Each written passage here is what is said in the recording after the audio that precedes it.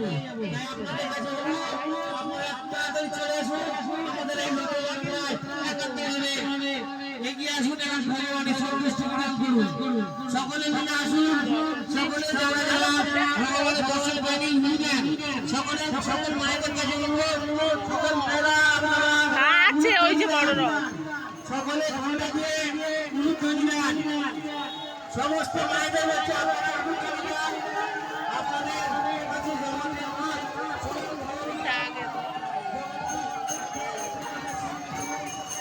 নাচছে